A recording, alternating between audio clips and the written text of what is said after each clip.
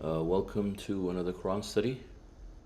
God willing, today we'll be reading from Surah number 19, verse 62. Let's all seek refuge in God from Satan the rejected. A'udhu billahi minash shaitanir rajim. Bismillahir rahmanir rahim.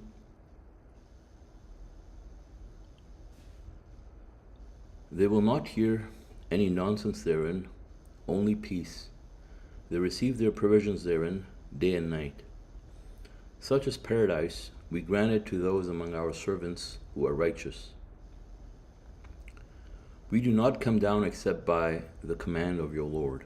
To him belongs our past, our future, and everything between them. Your Lord is never forgetful.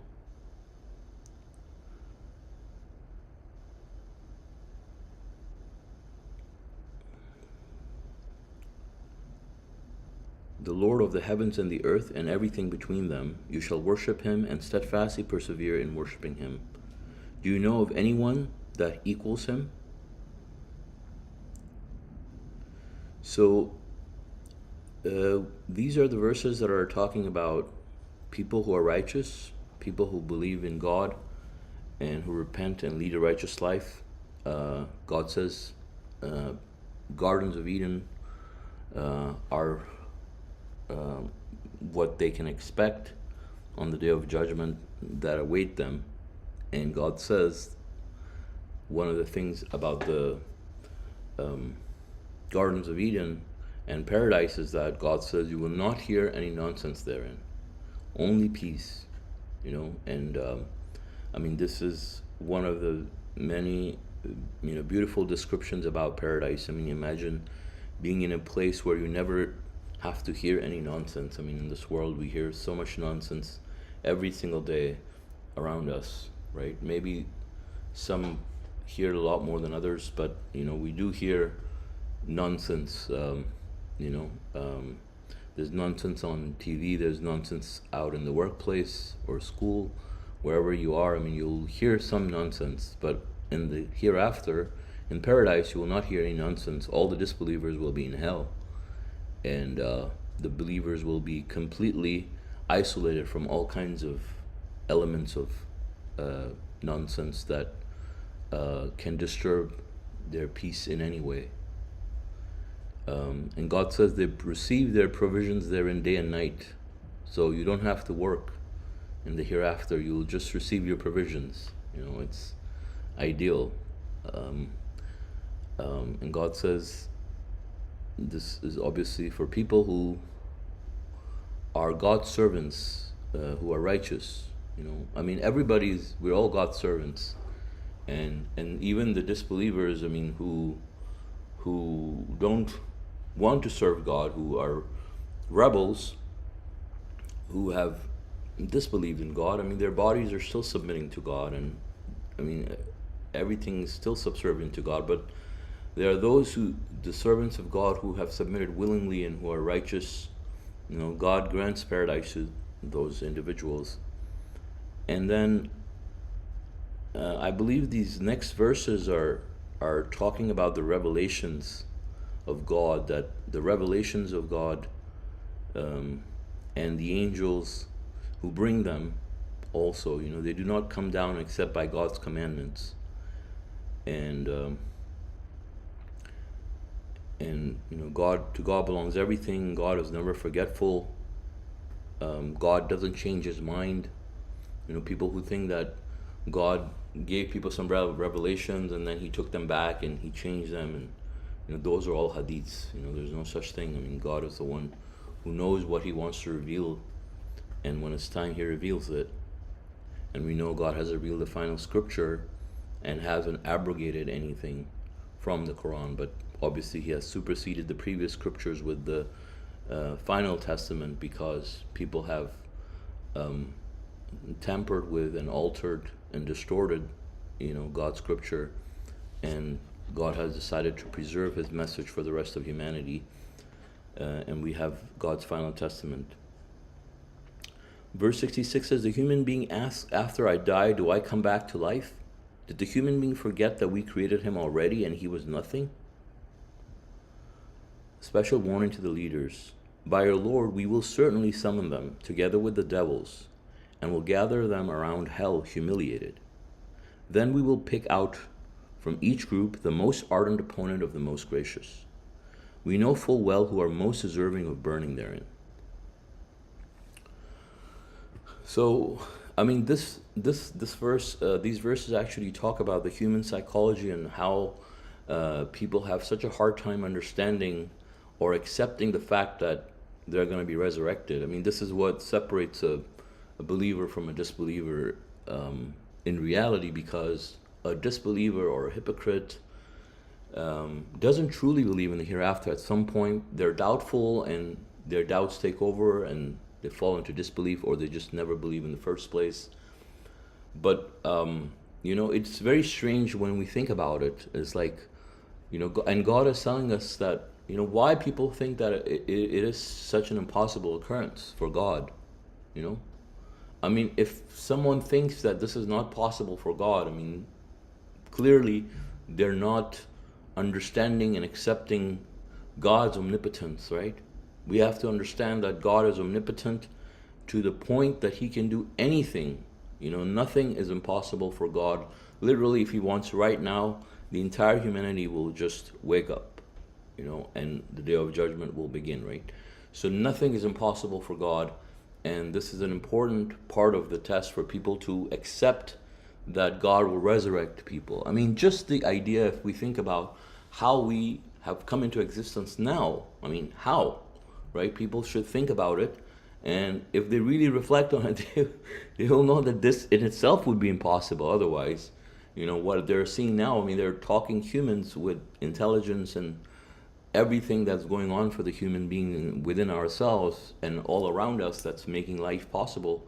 I mean, would you think that would be impossible? No. So then why would you think that the hereafter and recreation and resurrection would be impossible, right? But this is a big hurdle for people who don't believe in God, whose souls are not submitting to God, that they are stuck at this point and they cannot move past.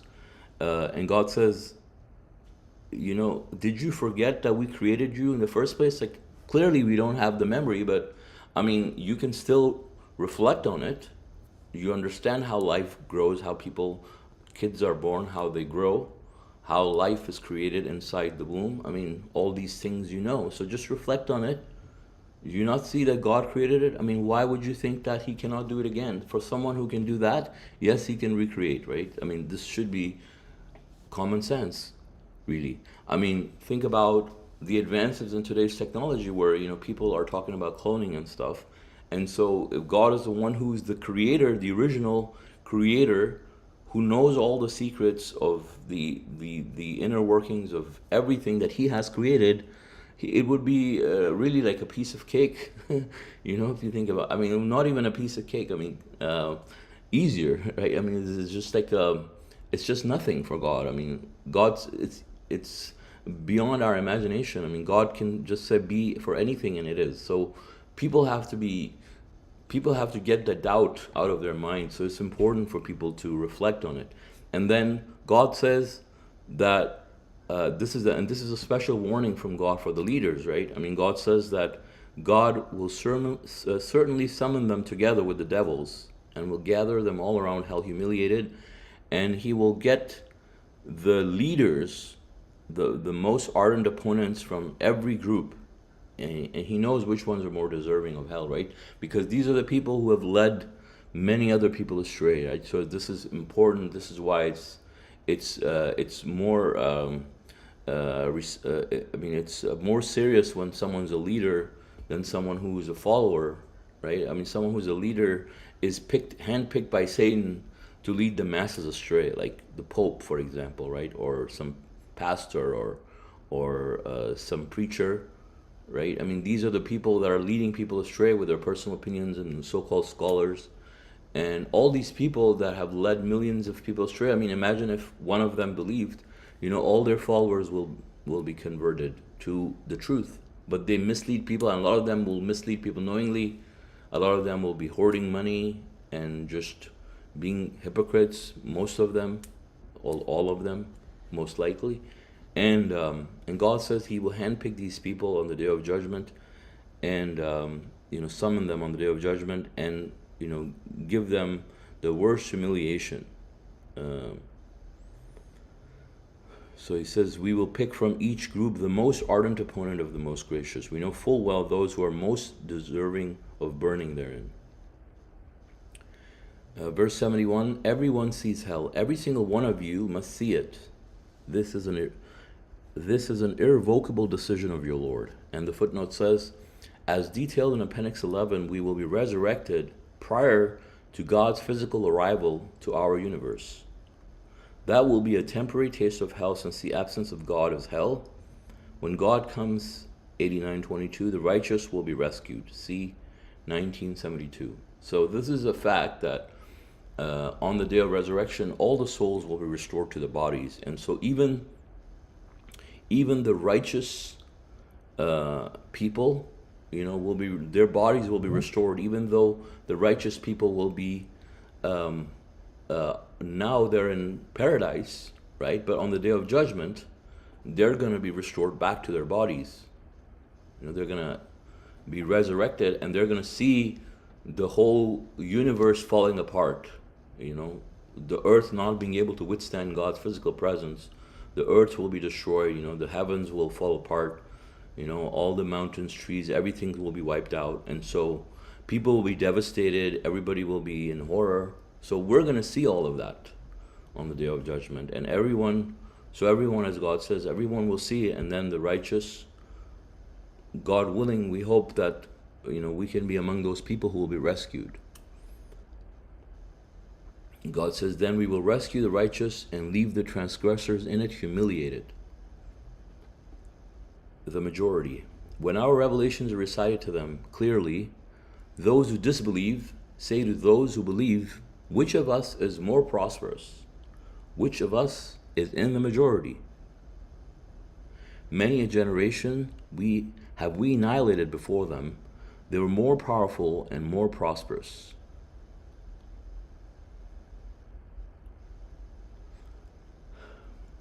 So this is a very common argument, that when you try to invite people to submission, you will hear that. When you try to invite people to the truth, they somehow are comfortable in their numbers. Big numbers are comfortable, and you will see that because they use it as a way to validate their beliefs, right? But it's the opposite. If you're in the majority, you should be more worried, because the majority is going to hell. The majority of people are disbelievers, right? So thinking that you're in the majority, you're in big numbers, that you're right, seeking validation in your numbers, not a very bright thing to do. I even remember someone, when we were having this debate about circumcision at the time, and someone made this comment, like, yeah, you like 4 or 5 people just, and you think that you're right, like 3 or 4 people, whatever, and that's such a big ego, that you're just so few and you think you're right. And it has been said to other people in the past. I have seen it has been said to people that were standing firm on their views about dietary prohibitions, when most people were going astray, and saying that it could be other foods and stuff. And God tells us that that's not the case. You can't look at numbers and use it as a way to validate your idea. If you're looking at the truth and you're looking at the facts of the thing that you're talking about, okay, but don't try to use numbers, because majority is destined for hell. God says majority of the people are going to hell, and there were people that were more powerful and more prosperous than anybody we know now, and they're in hell, and so they couldn't be saved. And you see, on the day of judgment, most humans are going to hell anyways, and most of the people who do say they believe going to hell too, right? So the minority of the minority are the people that are going to be saved. When Moses God sent Moses as a prophet, as a messenger. He was left with just two people, right? And so it's the other people who are in the majority, like, yeah, these people are astray. Like, look at them, they're following this crazy man. And there's just like two people. Imagine them laughing at those three people, including Moses, you know. And but God is the one who knows who's on the right path, and God knows that they were victorious. God says in 75, those who choose to go astray, the most gracious will lead them on until they see what is promised for them, either the retribution or the hour. That is when they find out who is really worse off and weaker in power. God augments the guidance of those who choose to be guided, for the good deeds are eternally rewarded by our Lord and bring far better returns. So this is really interesting. It shows God's system that people, God doesn't send anybody to hell. I mean, God doesn't lead anybody astray. People want to go astray, and those who want to go astray, this is the direction that they choose. God, encourages them on that path. He shows them the way to go astray. They find ways. They find things. Even find things in the Quran to help them go astray. People find things in the Quran, when they want to go to hell, to look at those things. Satan comes to them from all different angles, right? And they misinterpret things to come up with nonsense and innovations, right? I mean, just an example, right? I mean, people who are fabricating lies about Muhammad, right? They're looking at verses like, for example, that are about Muhammad and misinterpreting those verses to justify their idolatry, right? In the same way, people who are insisting on similar ideas, like with circumcision and stuff, are doing the same thing. Well, God says follow the religion of Abraham, and then anybody can just come up with any lie, and then you're going to say, yeah, I'm following the religion of Abraham because God says. Well, you don't know what the religion of Abraham is. I mean, it's submission with all the practices that God has given in the Quran, but you're using these verses to justify, I mean, we hear these arguments all the time. They're not very intelligent, right? So God says that those are the people who want to go to hell. God will lead them on that path, and those people who want to be guided, God will increase their guidance, right? So we want to be those people. We want to ask God to help us be those people, not show us what pleases us, but show us the right path, show us a path that is good for us, and so that we can save ourselves, not let us be blinded by our egos, not let us be validating our own personal opinions, but allow us to see the guidance, allow us to see the truth and augment our guidance. That's what we want from God, right? We don't want to grow our egos, we want to grow our souls so that we can please God and we can save ourselves. Verse 77, have you noted the one who rejected our revelations, then said, I will be given wealth and children? Has he seen the future? Has he taken such a pledge from the most gracious? Indeed, we will record what he utters, then commit him to ever-increasing retribution. Then we inherit everything he possessed, and he comes back to us all alone. They worship beside God other gods that may be of help to them.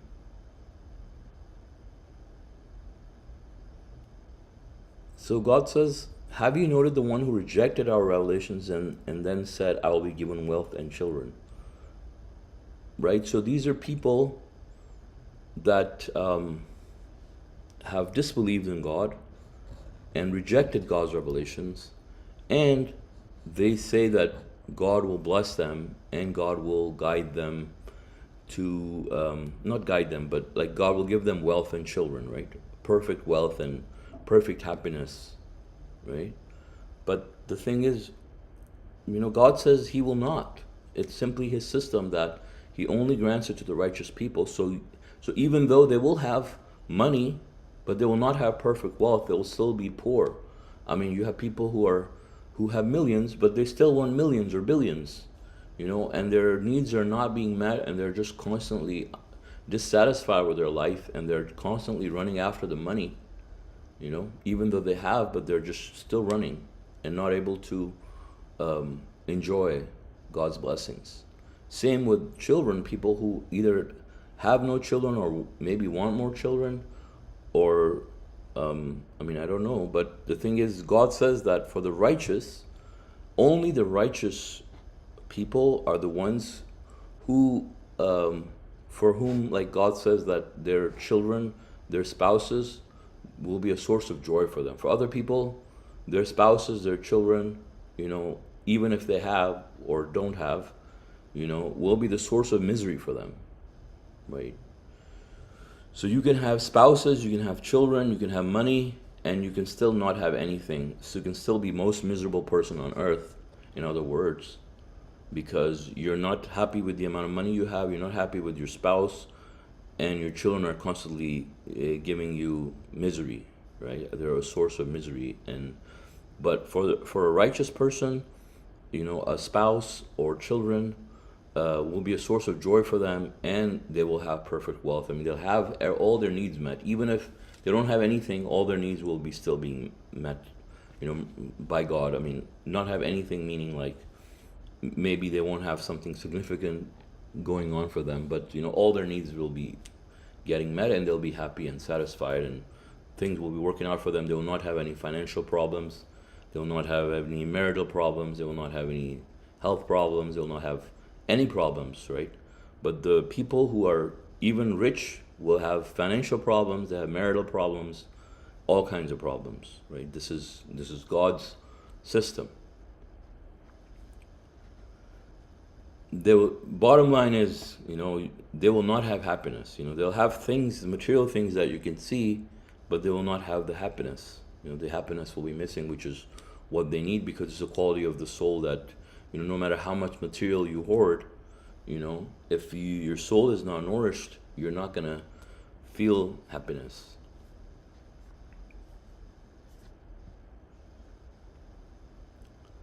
The idols disown their worshippers. On the contrary, they will reject their idolatry, and will be their enemies. So these are the people that are idol worshippers, and God says that these idol worshippers these idols will disown their worshippers, the people who idolize them. So it says, on the contrary, they will reject their idolatry and will be their enemies. So on the day of judgment, these people will reject, any idolatry that these people are doing. They will disown their followers. I mean, so you have, obviously you have the righteous people that were idolized, that like Muhammad and Jesus. Obviously, they wouldn't want anything to do with the idol worshippers, so they will disown them. They'll be like, get away from me, I don't even want to be associated in any way with enemies of God, right?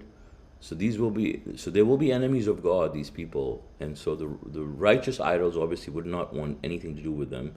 Also, the unrighteous people will not want anything to do with the idol worshippers either, because they're also worried about their own necks, and these other people are also burning in hell, and they will just be enemies of each other anyways. I mean, especially for those who led other people astray, they will be cursing each other and fighting with each other, right?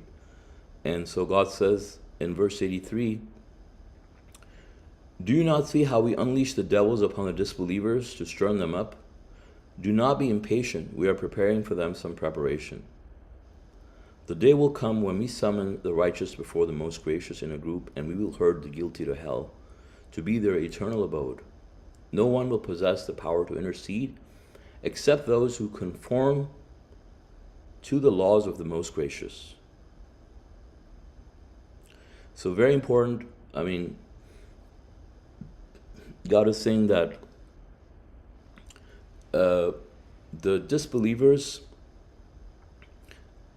who have their devils as their companions, they're constantly being stirred up, and they're constantly striving to go to hell.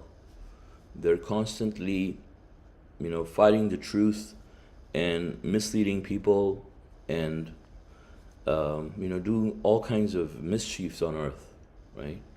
And God says, do not be impatient, just be patient. In other words, just be patient. Everybody's time is going to come, right? And we see the disbelievers, people who are breaking God's law, people who are doing all kinds of evil things, the most evil things, scheming and hurting other people, taking people's properties, destroying people's lives. I mean, look around the world and you see all the chaos around us, what people are doing for money and greed and everything else, right? And God says, just be patient. Everybody's going to get what they want. I mean, it seems like maybe it's far, but it's not. So just be patient. And God says the day will come when all the righteous people will be summoned in one group to God, and all the disbelievers will be herded as a group, will be herded, the guilty people will be herded to hell like the sheep, right? I mean, there are sheep in this world too, and for Satan, and they're gonna be, herded back into hell along with Satan.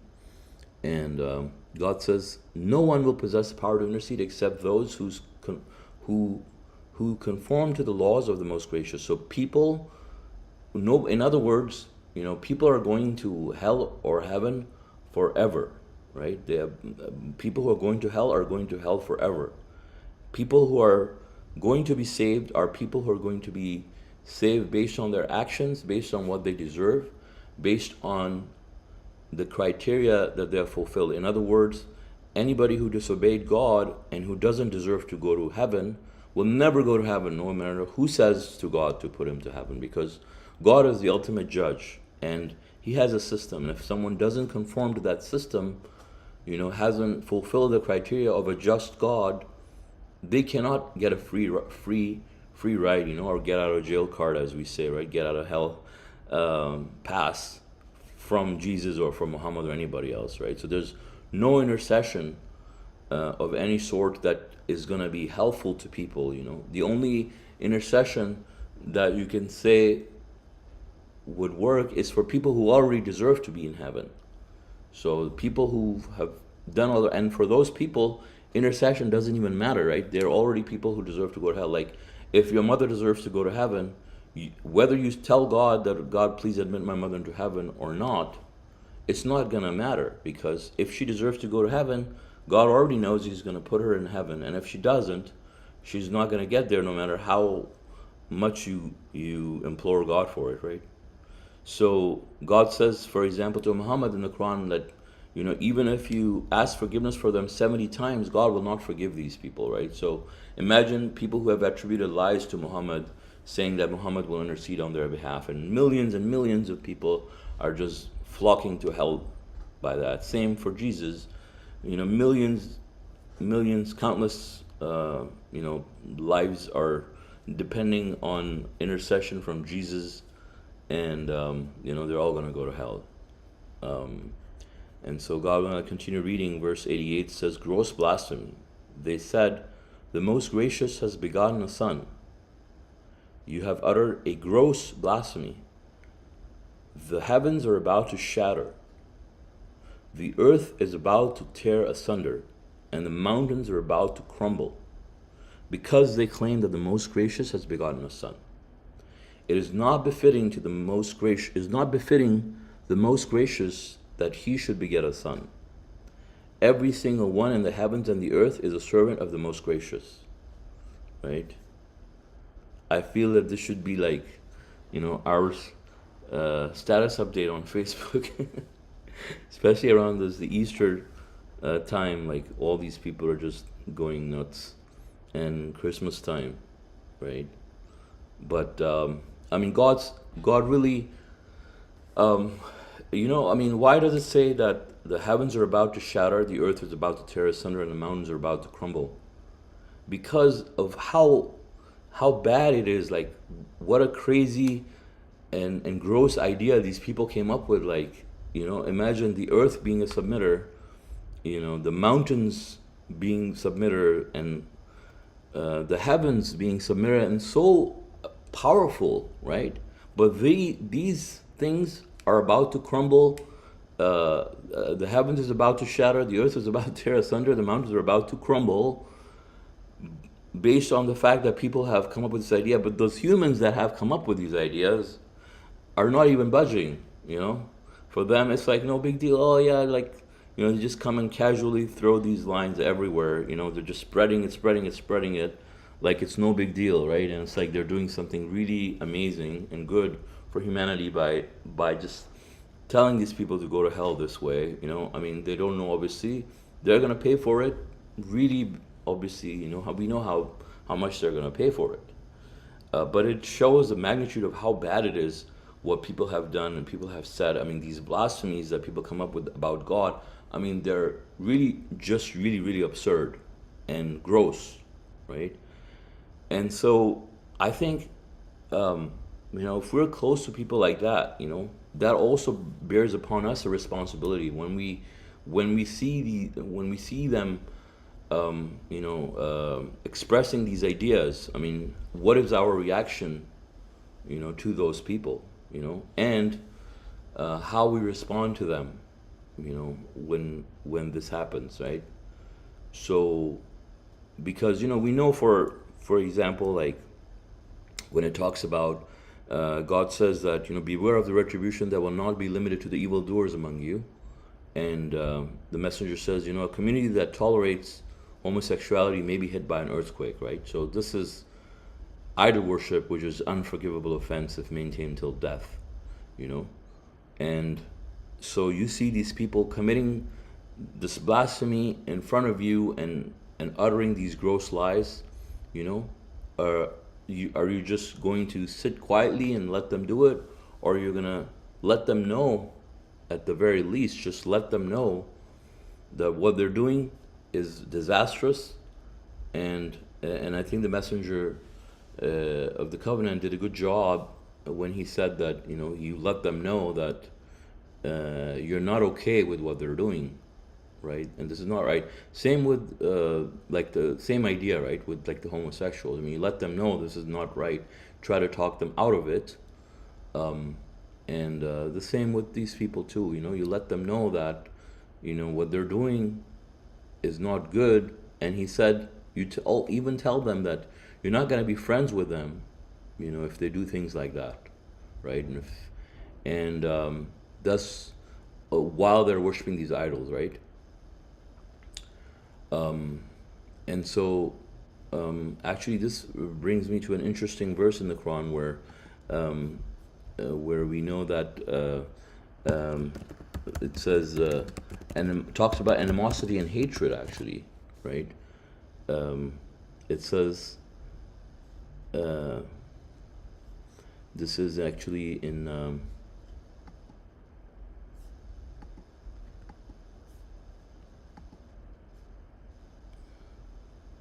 Surah 60,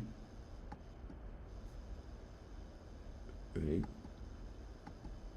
Somehow it's not pulling up, but it says, you'll see nothing from us except animosity and hatred until you believe, in God alone. And so this is definitely something that we need to bear in mind. And God says, it is not befitting it's not befitting the most gracious that he should beget a son. Every single one in the heavens and the earth is a servant of the most gracious. So Jesus is nothing more than a servant of God, was nothing more than a servant of God. As long as he lived, he worshipped God alone. He told people that God is my Lord, God is your Lord, we shall worship God alone. And he worshipped God, just like me and you. And look what people made them into a god, right? So this is really idol worship, that's very blatant. And these people are will definitely suffer the consequences for what they have done. And people who came up with these lies and people who propagated them, and people who continue to propagate them, all these people will suffer in hell, as we know. Verse 94 says, He has encompassed them and has counted them one by one. All of them will come before Him on the day of resurrection as individuals. Surely those who believe and lead a righteous life, the Most Gracious will shower them with love. We thus made this Quran elucidated in your tongue, in order to deliver good news to the righteous and to warn with it the opponents.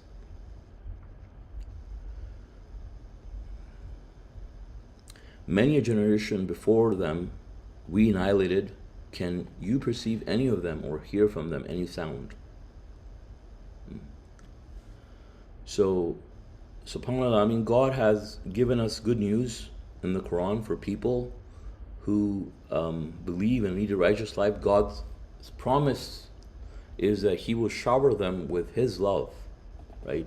He's the one who controls the hearts and minds of everyone around us, and all our friends, our family, our spouses, our children. And when He says that He will shower them with love, that means God will shower you with love from every side, from everywhere around you.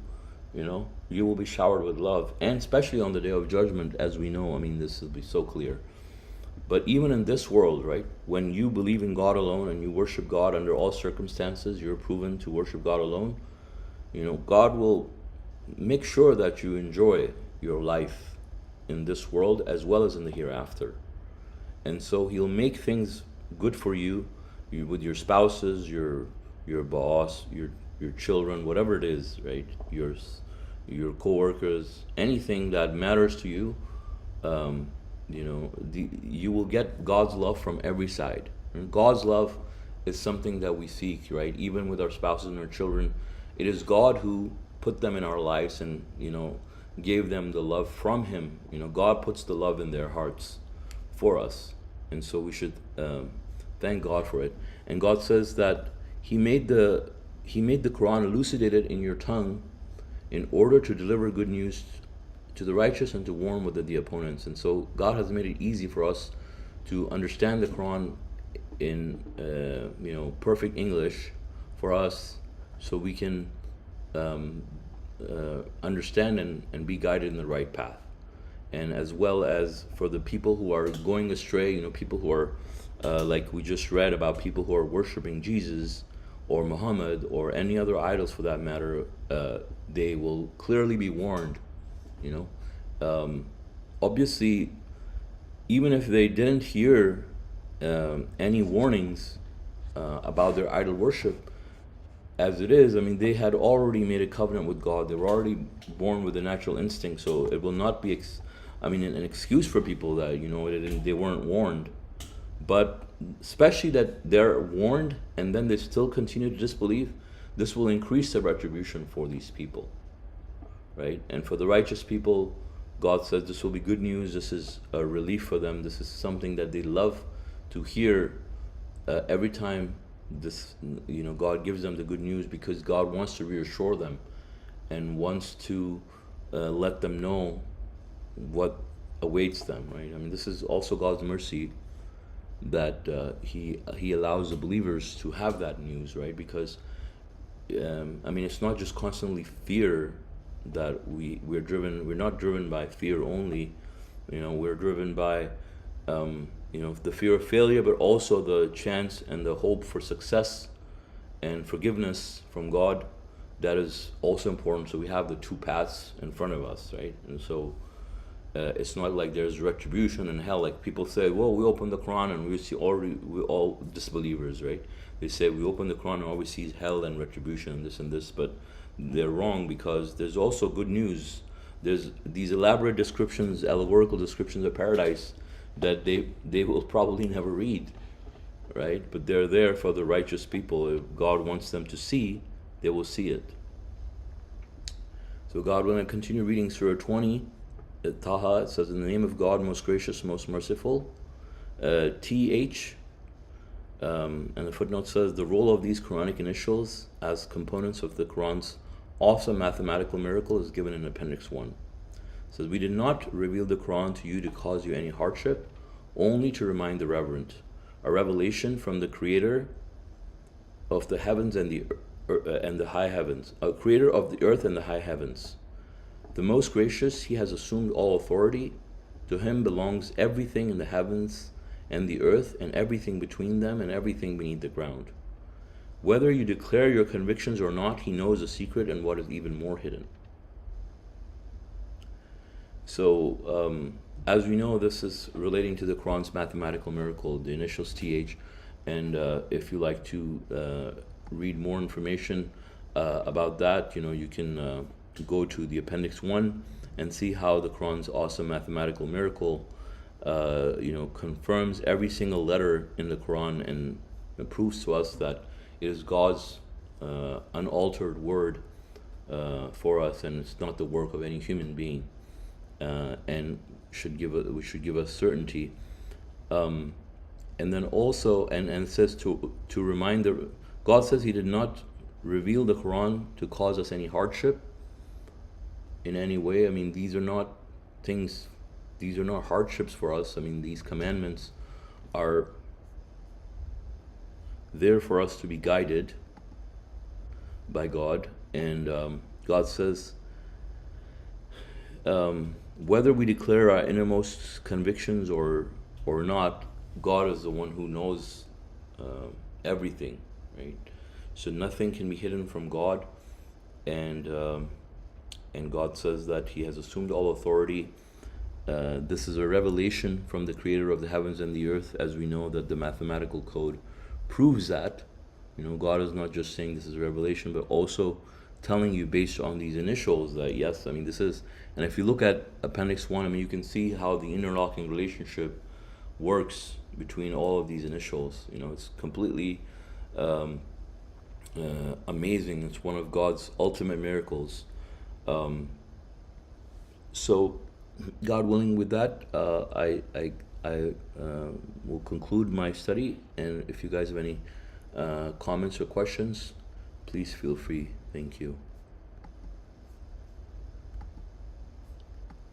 MashaAllah, thank you, brother. God bless you. Thank you.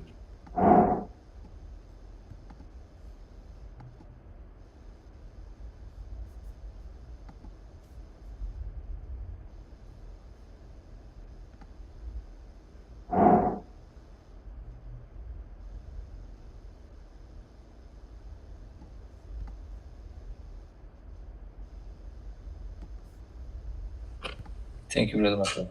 Thank you.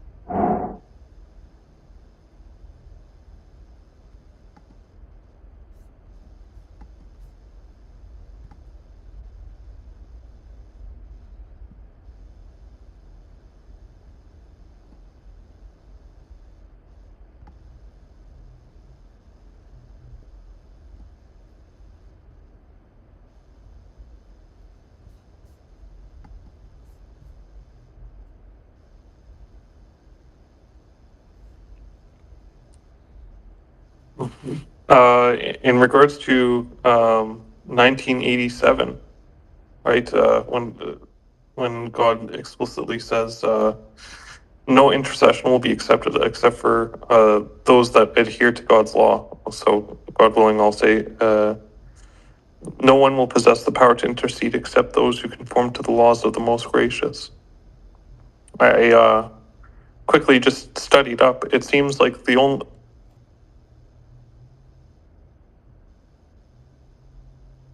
they can't be idol worshippers, which is stipulated in 113. And it can only be believers that you can ask for forgiveness for on their behalf, as per 4719. Right? So we have to be absolutely certain that they're believers and they cannot be idol worshippers whatsoever. And that angels can also ask for the believers' forgiveness as well, as said in 42:5. I don't see anything else that talks about praying on somebody else's behalf.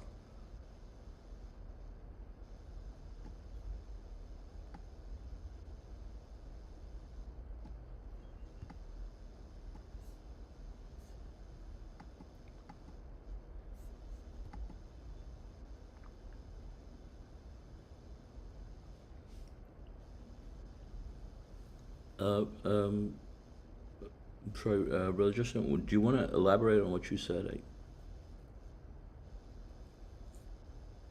Yes. So one verse you read, brother, was 1987. No one will possess the power to intercede except those who conform to the laws of the most gracious. Well, um, so I just looked through the Quran where, like, I just used the code, like the word forgiveness, and I looked for anything where somebody was praying on somebody else's behalf. There was a couple of points where it was like Jacob praying for his sons, or Abraham, of course, praying for his father, which we know was wrong. However, there were some points where it seemed like it was acceptable. In terms of verses 40, like Surah 40, Ayah 7. I believe it was the angels who were asking forgiveness for the believers. 9, 113, God tells us that you should not pray for forgiveness for the idol worshippers. And then 47:19 says the only people you do ask for, like you should ask for forgiveness for, are those who do believe, right? So like just kind of going back to 1987, where it says only those who conform to the law, right?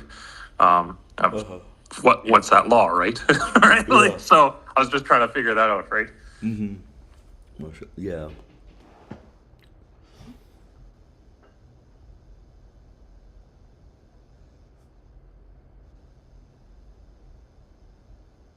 But if anybody else has other verses that they recall or find, I think it's a good thing to know God's laws, all of them, right? That's the whole purpose of it. So Yeah, I mean, people have come up with so many absurd ideas, innovations that they think that people will be redeemed or have intercession based on those lies. These are false promises that Satan makes to these people to lead them astray. It's a promise that Satan makes to people in order to make sure, in exchange for committing idol worship. So he says that you commit this idol worship. Believe that so and so will intercede on your behalf, and in exchange, you you will go to paradise. And people fall for his lies. And God says that he will say on the day of judgment, I promised you, but I broke my promise. yeah, like from what it seems like from the Quran, like interceding on a believer's behalf is a righteous thing. Like you should pray for the forgiveness of yourself and for other believers, right? That is a good thing that a believer should do. However, it doesn't seem like relying on that intercession is a good thing, right? Like you should, like the prophet is told even in like you can pray for their forgiveness 70 times. It doesn't matter, like it will not be accepted. Well, so God is not admonishing the prophet for saying, hey, you shouldn't intercede on anybody's behalf, but it's mainly saying like if you can't pray for somebody's forgiveness when they're bad people, essentially, right? It's good to pray for people, that's for sure, but don't pray for certain people like the disbelievers, the idol worshippers, and all that fun stuff. And if people, there's no cheat card, right? Like it's not a cheat code. You can't say like, oh, this guy prayed for my forgiveness, now I'm good, right? Like that doesn't make sense at all. There's no logic in that. So I want to say that God says that the only intercession that is acceptable is is when someone's already deserving to go to paradise, right? So in reality, that means there is no intercession, right? If someone's destined to go to hell, you can ask forgiveness for them as much as you want. They're not going to be forgiven, right? So, when we ask forgiveness for people, it's a form of worship for us, but for them, it doesn't change anything, right? I mean, God is already going to forgive those who deserve to be forgiven. So, but I mean, like when we say that we can't rely on it, we can't because it's useless. As far as God is concerned, the intercession is utterly and completely useless as far as someone else's forgiveness is concerned. I mean, when you're asking forgiveness for someone, you're growing your own soul, period, right? That's you worshiping God, right? When the angels are asking forgiveness for the believers, righteous believers, like they're not telling God what to do, or they're not telling God to otherwise, for example, people who are going to go to hell, to otherwise take them out of there or change their destiny and send them to paradise, right? He's saying these are the people that are repenting, so forgive them, and they're imploring God. Imploring God for anything is a form of worship, and we know that the angels worship God day and night without ever tiring. So praying for forgiveness for the believers, they're just worshiping God. If you pray for forgiveness for the believers, you would be just worshiping God and growing your soul. But if someone doesn't deserve to be forgiven, it's not going to change anything, right? So there is no intercession, period, right? So, so the thing is, you're not committing a sin by asking God to forgive someone, as long as you know for a fact that they deserve to be forgiven. I mean, as long as you don't know for a fact, sorry, as long as you don't know for a fact that they don't deserve to be forgiven, which is idol worship, right? Someone who is an idol worshiper, you can't ask for forgiveness for them because idol worship is an unforgivable offense, right? So that's the only time when you can't ask forgiveness for someone. But so in reality, there's no such thing as intercession, right? Intercession only works if the person already deserves to be forgiven, right? And in that case, whether you ask forgiveness for them or not, it's not going to change anything. It's not going to change the outcome, right? So in other words, there's no point, right, in intercession. There's nothing. Yeah, mashallah, you said it better than I did, for sure. No, I yeah, I completely didn't say agree. it better, but I just wanted to just make it clear Yeah, for other elaborated people. it. Yeah, yeah. Yeah, for sure, for sure. And like like just to harden down on the fact that like it's not good to pray for other people who are idolaters. In 9:113, God tells us, neither the prophet nor those who believe shall ask forgiveness for the idol worshippers, even if they were the nearest of kin, once they realize they are destined for hell. So I think this goes back to previous conversations we've had prior, right? Like where if we know they're destined for hell, like, run away from these people, right? Don't even ask for forgiveness, like just run. But for those who we know are believers and strive in the cause of God, I like you said, like it's a good form of worship to, pray for forgiveness for those people, and it strengthens your heart, and I guess it's God's way of softening our hearts towards other believers as well, right? So, mashallah, there's a law for everything, right? Exactly.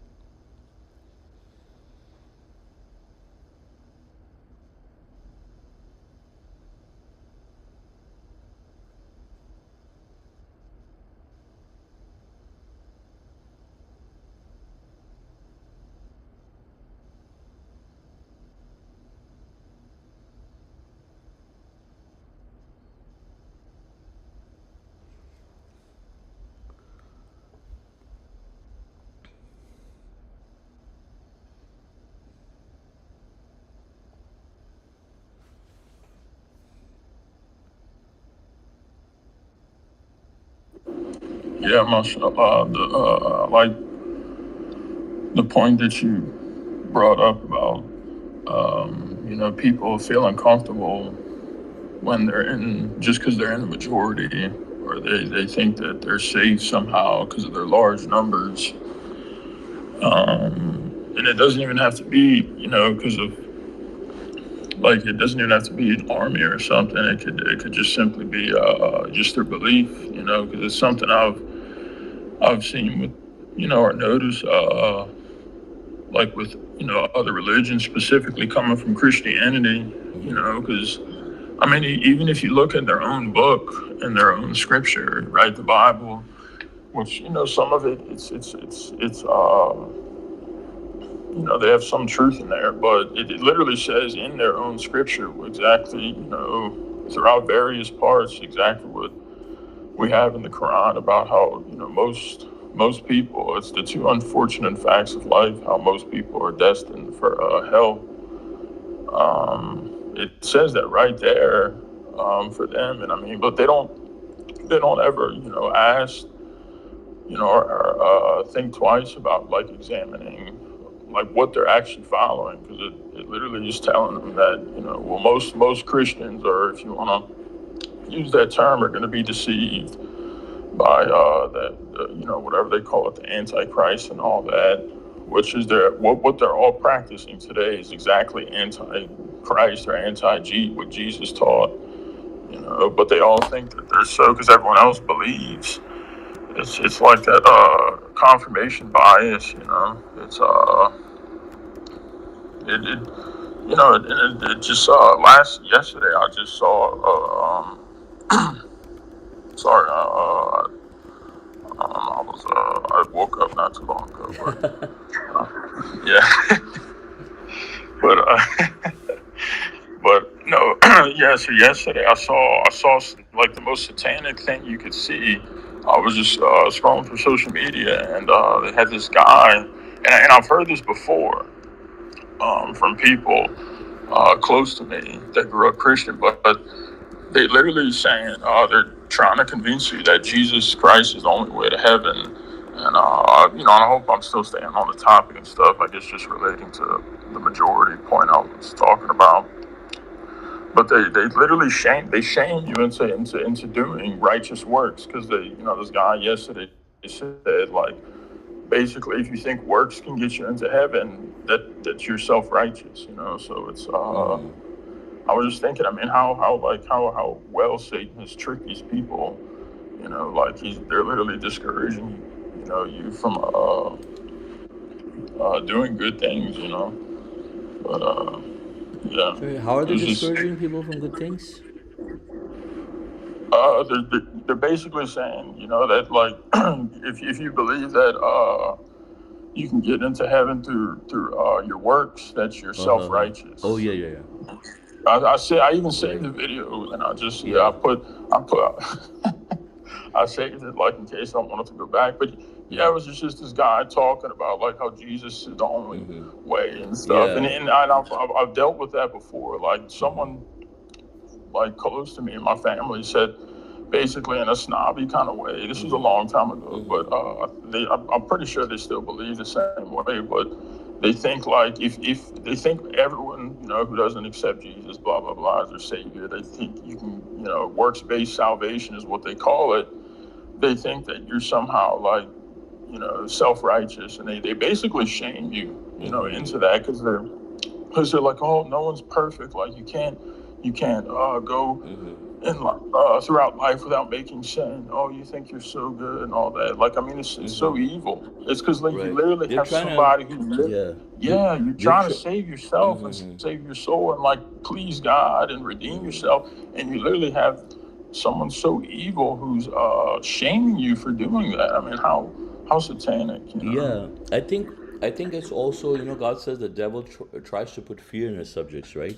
So he's putting fear in these people, telling them that you need Jesus, or whoever, is that, your works alone are not enough, and if you're just relying on your works alone, you're not going to make it. So he's putting fear in them and say, hey, like, you're not going to be saved just by your works, and you have to have someone, like, it's like it's like, Yeah, it's so true, brother. yeah, yeah. It's like, You know those people who like, for example, like sometimes, there are things that you can do very easily on your own, right? But someone who wants to sell you their services will sell you, no, this can happen, this can happen. Like especially like with insurance and stuff, like you don't need insurance, but they're like, no, what if this happens? What if that happens?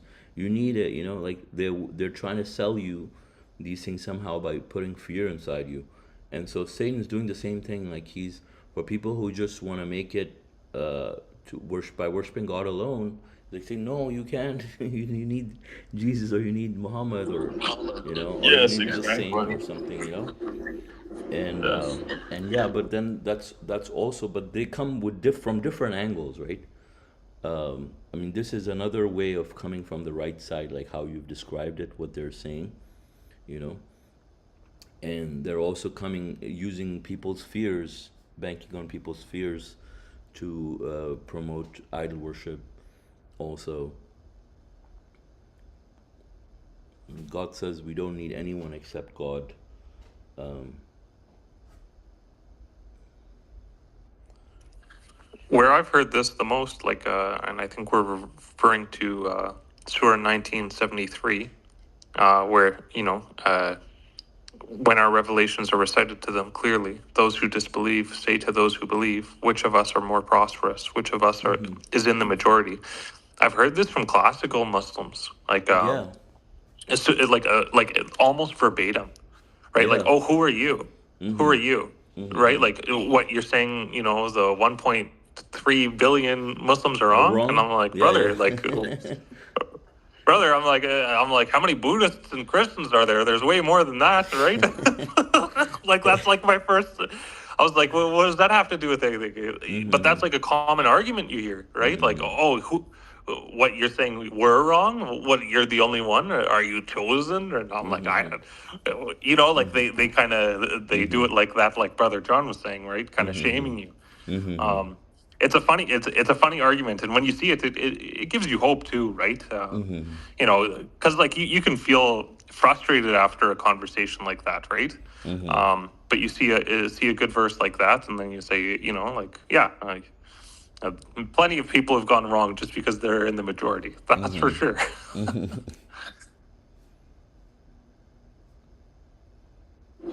Yeah, mashallah. Because I mean, they don't. That just proves something else. They don't even read or maybe take thought into their own scripture. I mean, that's both the Quran and I mean, even for the Christian, like in the they don't. Because I asked one time, it says, okay, like what do most people follow? Most people are worshiping Jesus. I say because that's literally. I mean, that's like it's spelled out plainly how he'll disown most people. But the thing is, what gets them is each one, they all think that like their little sect or denomination is like the truth. Like, oh, like my church is like following the right way, but then they like to point the finger at another church that's like this seed faith prosperity, basically tricking people into giving pastors and stuff money, and then that's how you be blessed, or this new prosperity gospel and stuff. And they go, oh, that's the false. It's just a bunch of. But I mean, at least it makes sense. I mean, it's definitely true. Like for us, because it's kind of, I guess, for me, it just reminds me of the initial mistake. How I guess the social pressure and stuff. How people fall a victim, kind of like our initial crime in the beginning. Peer pressures or social pressure, as it's in the Quran. It's a profound disaster. You know, hmm It is a disaster, and the sad thing too is like when you see a lot of these religious people, like there's always an intersecting point. Like um, when you read the Quran, it's crazy because you can see how everybody is everybody believes in the same function, right? Like, but they've added lies and prohibitions and to kind of um, change what was so pure, right? Like how they say a good lie is steeped in truth, right? And that's what it is. Like there's an ultimate truth of submission and monotheism, right? That is almost unanimous amidst all these people. regardless of what group we're talking about.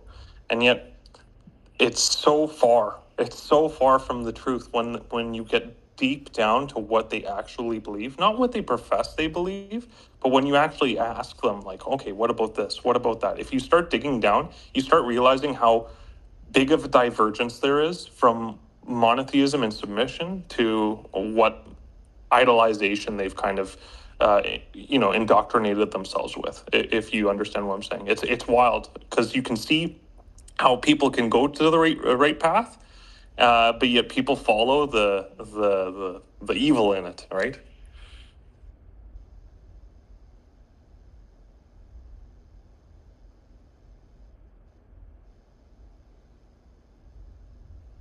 Like even in Christianity, the first commandment, there's no other gods beside me. But like, how can you mess that up? But yet they do, right? Or like it's That's true. That's so true. like that's rule number one. And then they were like, oh, Jesus said it too, right? Put God above all things. Okay, but we're gonna put this guy too, right? Like that's the idea. Like there's no logic in it. But so like there's a lot of truth in there. Like God's truth is clearly in these previous scriptures. Even the messenger said that, Rashad Khalifa, right? But it's the lies that everybody attributes it to, and then they say, oh, because we say these things, we can justify the falsifications that we believe in, right? Like it doesn't make sense. Right. Yeah, I think I shared something about that, about worshiping God alone, and then shared a video of the messenger, and I think it put off a few people I was kind of keeping in contact with. They're idol worshiping Christians, but at first I was like, man, did I just repulse them? But I'm like, no, I don't think it's that. I think that they were quietly, I guess, enraged, and I mean, also something I thought about is like even, like with the Mohammedans or idol worshipers, like they're just about their insincerity, because it's like they don't even worship, because it's one thing to associate things with God, but like on a whole nother note, they can't even, it's not even like a 50-50, like with Jesus, that's all I hear. Like it's literally like 90%, 10%, like 90% Jesus, 10% God, which is horrible, but I mean, they don't have any regard for God. Like they've almost lost God altogether. And it just shows their lack of sincerity, because I guess, I mean, like it's not even 50-50, like 50% they talk or praise Jesus, 50% God. So you can just see. John, you're saying in Muslims there's 50-50? Well, I could be wrong. I probably Yeah, you're well, no, yeah. It's less not. about that. It's not 50-50. It's the same. It's the same. Yeah, Yeah. yeah. You. I mean, in the Quran it is, right, but the thing is, they don't talk about the Quran. They don't. That's true. Yeah, Yeah, yeah. yeah. When you go That's and actually sit with so. them, all they talk about is Muhammad. You know. Yeah, and Hadith. Yeah, Yeah, yeah. yeah. All they Yeah, talk that's true. about. Now that I Yeah, think about the, yeah, yeah. yeah. It's the Yeah, same. because there were some Yeah. people from Lebanon. I was trying to show him a video of the message was years back, and then he didn't want to like talk about that. He just liked talking about hadith and stuff, and stuff about Muhammad. Yeah, yeah. So you can like, when you look at that, like, to me it just proves even more, like they can't even, they're not even, like, despite being idol worshipers, they can't even be, uh, they can't even get that right.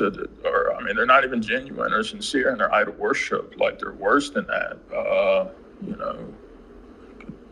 But yeah, I guess that's just what they prefer. Yeah. I mean, the thing is, percentage doesn't even matter. I mean, you can be No, I worshiping. know, I know, I know I you can be know. worshiping God 90%, and then 10%. That 10% is going to take you to hell. It's still, yeah, no, definitely, it's still gonna nullify. But I Yeah. guess like some people, like they can't even be consistent with their, yeah, yeah. You're right. You're right. It makes me think, that verse in the Quran where it's talking about Lot's family in Sodom and Gomorrah before it's destroyed. And they're like, get after them. That family wants to be pure. Like, I wonder how long it's going to take for people to realize that they're just like full into it. You know what I mean? Like, where they're just like, yeah, those guys are just trying to be good. They're just trying to follow truth, right? Like, get after them. It's so false. It's so gross, and it's surprising how like people try to justify it in certain ways, right? Like, how far away are we from people just calling it is what it is, right?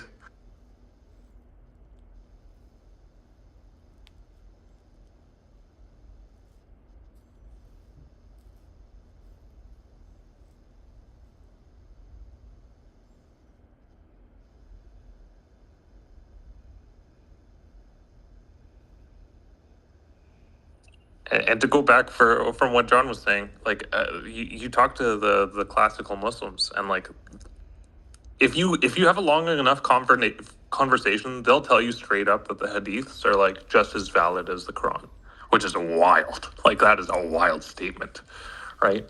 Um, yeah, God forbid, right? Like, anybody would come to such a conclusion, but it's true, man. Like, they're like, oh, it's hand in hand, like, yeah.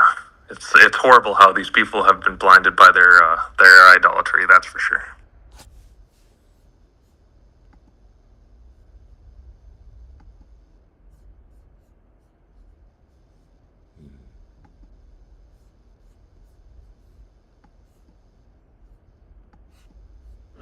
Yeah, and as the verse about Brother Suleman read about the I guess level of blasphemy it is that it says, um, let's see. Oh well, didn't I'm looking now? No. This is it. Yes, verse 90 or verse 88. They said, "The Most Gracious has begotten a son. You have uttered a gross blasphemy. The heavens are about to shatter, and the earth is about to tear asunder, and the mountains are about to crumble, because they claim that the Most Gracious has begotten a son." So that's those are heavy verses. And that's kind of nowadays. Like, after first reading the Quran, and when I first became a submitter a few years ago, like after that point, when I would hear people talk about specifically that, or calling Jesus, or XYZ, and then saying that stuff, it just makes me cringe, because it's like, you think about what they're saying, and God is just giving, I guess, a point of reference for us to understand just how evil and really stupid too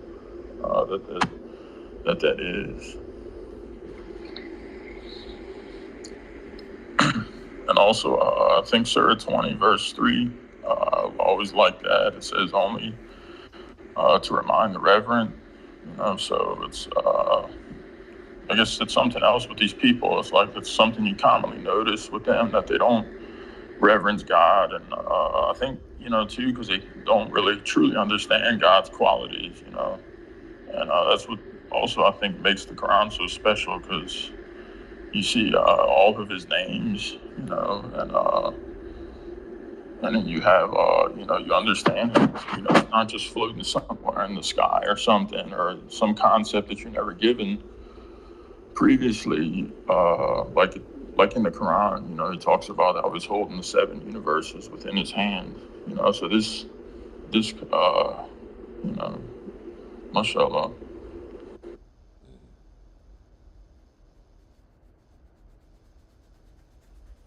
It also shows, like, in verse 3, like, it really shows the importance of building a community, and being strong with that community, like this Quran study. Like, mashallah, what a blessing it is that from different parts of the world we are able to come together and study the Quran together, right?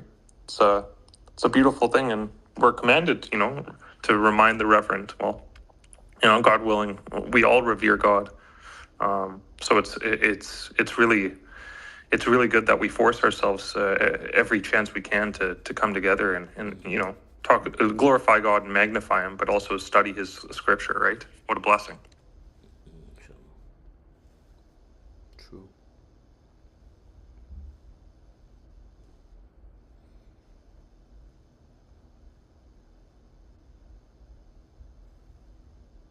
So today is the second last day for fasting for most of us, right? Some people it's the last day, right?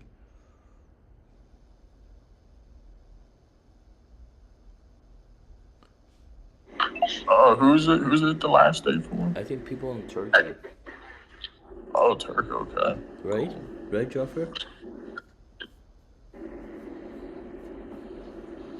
Yeah, because ours ends on Monday. Yeah. Correct. Yeah, God ours willing. is tomorrow is the last day.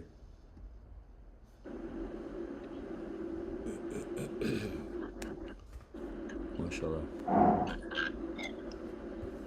Yeah, Sensei, Brother Mason. But what are your thoughts on the solar eclipse happening tomorrow? Is anyone going to watch it? I wish I could go and watch it. I'm busy. Yeah. I'm out. I'm actually I'm in like a pretty direct path. I think 99.8%. So yeah, I'll take some pictures for us, brother.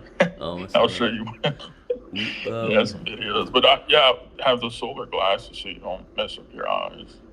yeah, but you're not gonna see the full one, right? I mean, the full one is 100. I could drive an hour or where from where I'm at and see it. The 100% one that's like on the direct path, but where I'm at is 99%. No, you want to be in 100% because then the 100% you don't need the glasses. You can take off the glasses, and that's where you see like all of these specific like Oh, it's so much better. They say it's like 1,000 times better. really? Just that Yeah. 1%? I was Yeah. kind of thinking that Yeah. because I saw the statistics. I was like, man, but there still has to be a difference like that. Yeah. And okay, No, that makes sense. 99% is not the same as 100, you know? Like once it's not 100%. 100%, it's completely different, you know? Yeah, I'm gonna probably drive then. Yeah. God willing. Oh, Yeah, mashallah. Like I'm excited to see it too. Like I'm not close to the 99% like Brother John. I'll have to drive like thousands of kilometers, so I'm not going to make the trip. But but just to see it, like it's always it's miraculous to Yeah. just look at how God has created the universe, right?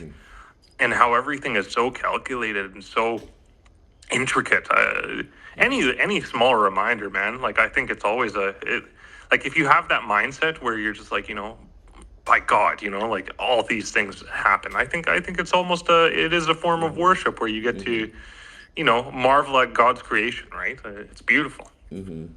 Yeah, and when you go into that 100% dark, eclipse, then you'll see like the confusion. For example, like they say like the crickets will start chirping, and you'll see like little crescents and reflections.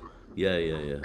And you'll see like little crescents everywhere, like in shadows and stuff. Your shadow will become very sharp, and also you'll see like little crescents and reflections and stuff. It's totally different. Yeah. So it would be worse then. Yeah, because I Yeah, think it's didn't it totally say the worth it. last one was like 1978 Yeah. or something, Yeah. or Imagine you'll be able to 1970? That look was at the like sun. You'll be able to look at the sun and look at the at the surface of the sun. sun without needing glasses.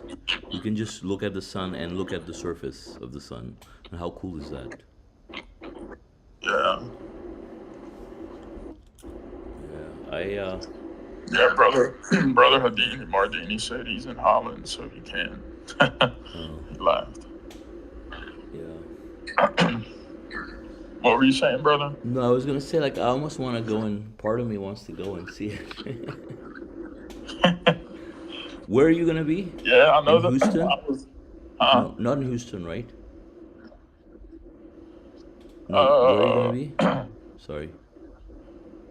Wait, what was that? Where is it? Where is it? Where are you gonna Going drive to? Yeah. Probably, probably the closest. I think not Houston, more probably Southern Texas. closer to Fort Worth. Right. Yeah, Southern Texas. Like Dallas, I'll Fort see Worth. maybe if I can get a cheap flight or something. Maybe. I'm tempted. Yeah, because that's where Dallas. Yeah, Dallas, Fort Worth should be. Yeah. Yeah. I could get a cheap flight. But they have. to Texas. Yeah, there's a lot of people that are like the astronomy people in a group on Facebook just for their photos because they take cool pictures of the What? universe and stuff. Yeah. But yeah, they're like treating this as the biggest deal to them, I guess, because they want pictures and videos and stuff, Yeah. and they have their equipment. But like they're talking about this one like kind of like you were saying, like saying it's different than other ones and Yeah. stuff. Yeah, the next one is going to be like in the 2040s, you know. Oh wow. Yeah. Mashallah. Well, and like to a point in terms of science and stuff like that, it was because of the solar eclipse that Einstein was able to prove his theory of relativity. Like, so you know, it's kind of cool in that aspect too, right? Because he was able to show the space time flux around the sun because it's the largest mass in our solar system. So that's how he was able to prove it. So you know, by God's leave, you know, the universe has cool laws too, right? Mm-hmm.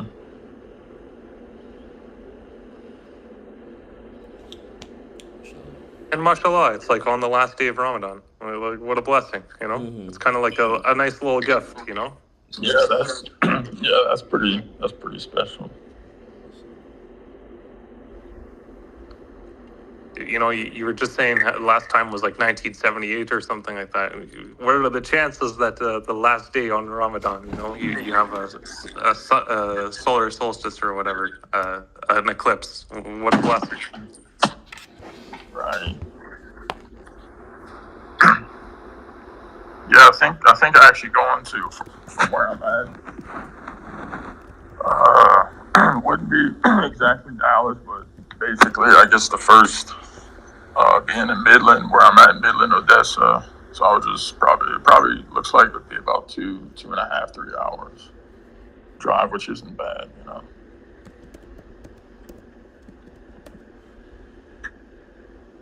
I guess it would be a little bit Yeah, we'll below start around Dallas. 12:06 p.m. And Yeah, so if I and it will. leave at like 8 or something, maybe. Yeah, I That think should be there's good. going to be a lot of traffic, so you probably should want to leave before it gets crowded, you know. That's true. Yeah, they were talking about the traffic and Yeah. stuff. Yeah. So, okay. All right. So, are there any other comments or questions about verses or any off-topic questions?